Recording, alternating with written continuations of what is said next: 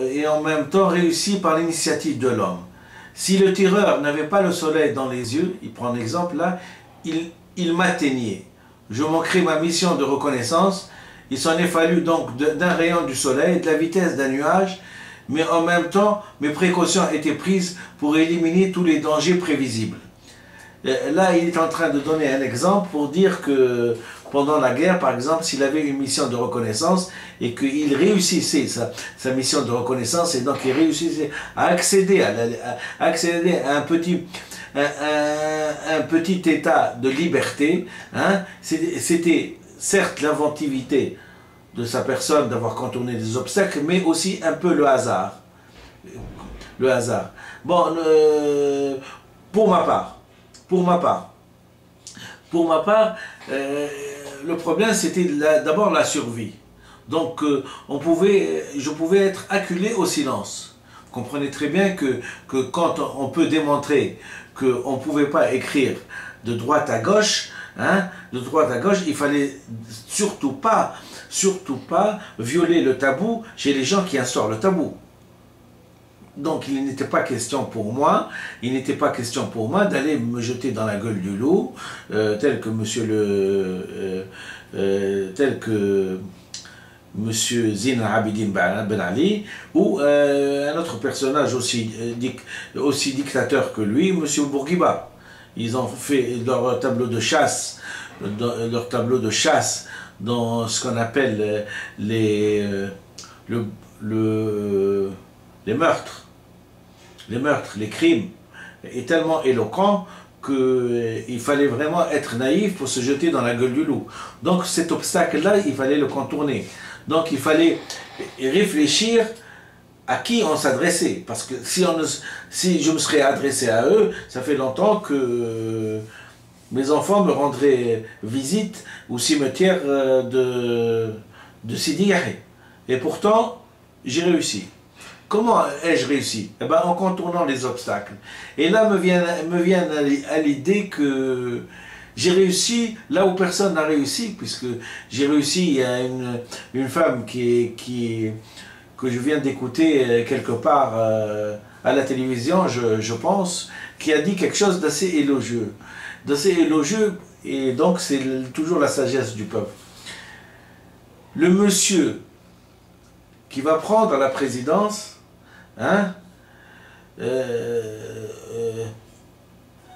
comme celui qui a enlevé Ben Ali peut enlever n'importe quel personnage, hein, qui pourrait prendre la présidence sans son accord.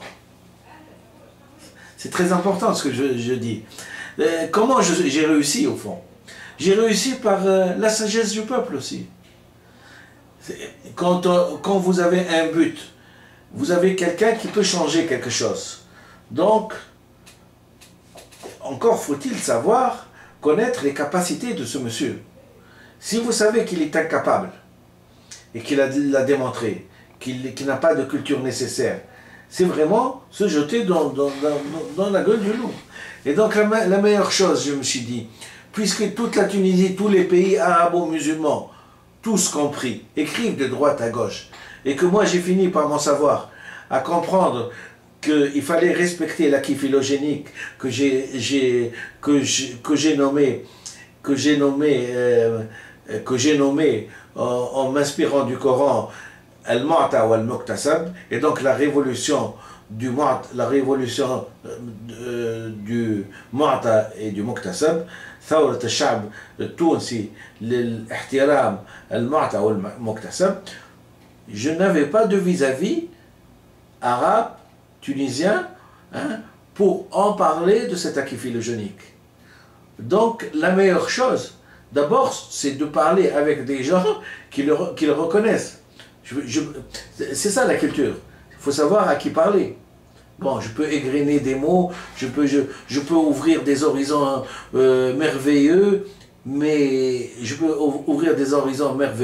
mais en fin de compte aussi, on peut me pendre haut et court, comme on dit. Hein? On peut m'envoyer en prison et là, personne n'entendra parler de moi. Non, moi j'ai été plus intelligent parce que je connais, bien que je ne domine pas vraiment l'arabe l'arabe littéraire, mais je domine bien l'arabe dialectal.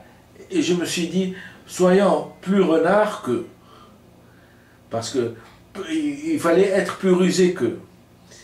Et j'ai pris un petit exemple que d'ailleurs rétrospectivement j'ai découvert. C'est que il y a un proverbe arabe qui dit ce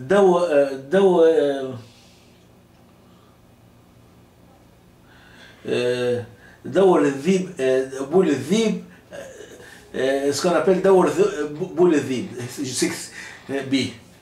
je ne sais pas si vous... C'est-à-dire que il est reconnu par les bergers probablement que le renard pissait autour de sa proie avant de l'attaquer. Donc moi je me suis dit je vais employer ce système-là mais chez les humains. Donc la meilleure chose, c'est de contourner l'intelligence, si on peut se dire, l'intelligence arabe et arabe tunisienne. Donc l'intelligence tunisienne, pour moi, n'existe pas. C'était d'abord, c'est la seule façon, la seule et unique façon de réussir là où tout le monde a échoué. Compter le nombre de gens qu'on a mis en prison, compter le nombre de gens qu'on a torturés, compter le nombre de gens qu'on a assassinés, compter le nombre de gens qu'on a, comment dirais-je, envoyés au bagne. Vous comprendrez très bien que la mission en direct, c'est-à-dire une communication directe avec sa seigneurie, Zine Abidine Bali, il ne fallait pas y compter, parce que ça allait déclencher, et je vous l'ai dit très bien, que Tabou Violet se vengeait tout seul en vertu d'une nécessité interne. C'est Sigmund Freud. C'est-à-dire que dès que vous évoquerez le projet, vous êtes déjà terminé. D'accord? Alors, on passe alors. Alors, s'en est fallu donc d'un rayon du soleil, un mot, les possibles se réalisent, dans la probabilité. C'est-à-dire, c'est possible de conquérir la liberté, mais c'est probable aussi. C'est possible, c'est possible de conquérir la liberté, mais c'est probable. On peut réussir comme on peut ne pas réussir. Et j'aurais pu ne pas réussir. Il fallait être rusé. La liberté se meut dans une sphère du probable, entre la totale ignorance et la certitude, et l'improbable vient du monde par l'homme. Et l'improbable vient du monde. Moi, j'ai beau aimer la liberté, mais je ne vis pas seul, et je ne vis pas dans une île déserte. Il y a d'autres gens qui vont agir pour me contrer, parce qu'ils répondent à d'autres critères. Par exemple, le critère de garder un peuple en deçà de la culture. Il fallait se maintenir au pouvoir. Il fallait se maintenir au pouvoir. Donc, c'est ça ce qui me contrait. Il fallait être rusé. Je vous dis, il ne fallait pas sortir un seul petit mot évoquant que, non pas que j'étais opposant, mais évoquant une autre façon de vivre, une autre façon d'être libre. J'ai été convoqué par des gendarmes, où je l'ai dit dans une vidéo, il fallait être admirateur de M. Zine Abidine Belali, et je l'ai fait.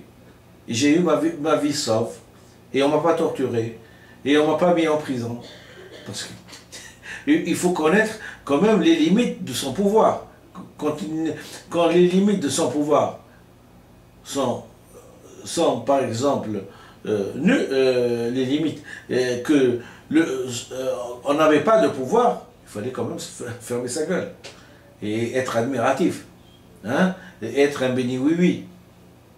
Et d'ailleurs, pour réfléchir sur un béni oui-oui et tout, j'ai discuté avec des gens, des vieux et des personnes, comme j'étais très jeune en 1956, j'ai demandé comment M. Habib Bourguiba pouvait tenir des hommes, hein, des hommes à sa merci, hein, lui obéir à droit à l'œil. Il suffisait d'un regard pertinent de sa personne pour que tout marche comme il veut. Ben, c'était simplement Monsieur Terreur. Et il ne l'a pas caché, il a même donné un exemple. Vous comprendrez très bien que M. Salah Ben Youssef, qui a été assassiné par Zarq Al-Ayoun, qui est un crime devrait être caché, hein, on devrait en avoir honte dans un monde civilisé. Non, le monsieur déclarait ça à la télévision. C'était une façon comme une autre. C'était de terroriser le peuple et donc de terroriser son entourage. Comment voulez-vous que son entourage puisse lui parler un jour pour lui dire, au fait, est-ce que vous êtes sûr que pour le peuple tunisien, on doit écrire dans ce sens-là? Non, c'était pas possible. Parce qu'il fallait, il fallait abuser du béni oui-oui. Monsieur a décidé. Monsieur a décidé que pour sa génération et que pour son peuple, et la conquête du passé devait être entamée. Et on devait la réussir. Et vous voyez dans quel état d'immobilisme du peuple on s'est retrouvé. Et la révolution tunisienne, Thawrat al-Sha'b Tunsi, l'ihtiram al-mu'ta wal muktasab, va nous donner de nouveaux horizons. Les clés du sujet. Donc, je pense que c'est assez suffisant pour avoir quand même cerné le problème de la liberté, en démontrant que la liberté rencontrait des obstacles et qu'il fallait les contourner. Hein? Et nous partageons la même opinion, grâce à moi et grâce à vous, hein, la même opinion et la même description de Jean-Paul Sartre, que ce n'était pas une donnée qui allait de soi, qu'il y avait des obstacles, qu'il fallait d'abord avoir un instinct de survie pour analyser, pour être stratégique, pour ne pas parler devant des gens qui ont toujours combattu la liberté. Ils ont toujours combattu la liberté par leur censure, par leur délinquance, par leur viol, par leurs crimes, etc. etc. Ce sont toutes des atteintes de la liberté. Hein? Il fallait jamais, jamais, jamais. Et les gens qui se sont confrontés à essayer de donner des petits horizons lumineux à ce monsieur ont fini soit dans le bagne, soit ils ont été exilés dehors. Vous comprenez très bien les limites. Limite. C'est un problème de limite mentale. C'est un problème de débilité. Surtout que le problème, c'est qu'on peut être débile parce qu'on n'a pas poussé ses études assez fort au début. Mais le problème, c'est que quand la débilité est partagée par des gens qui se disent professeurs de cardiologie, et professeurs de droit constitutionnel et polytechniciens émérites, sortis des grandes écoles françaises et que sais-je encore, des docteurs d'histoire, des docteurs de trucs, hein, mais, je n'en veux pas aux gens qui se sont restés à l'écart, mais quand même j'en veux un petit peu aux gens qui ont partagé ce délire collectif de la conquête du passé, parce que il fallait pas toucher, il fallait pas être complice, et c'est cette complicité là cette complicité là qui est coupable, hein? J'ai mon diplôme, hein, j'essaie de le fructifier, et je n'ai pas besoin d'un salaire moribondant, hein, d'un salaire moribondant pour envoyer les enfants de ma patrie dans des petites écoles où on remontait le temps et on évrotisait les personnes, et que une fois qu'ils sont sortis de ces écoles-là, ils étaient tous admirateurs d'un débile mental. Voilà ce que j'avais à dire, et je vous remercie infiniment.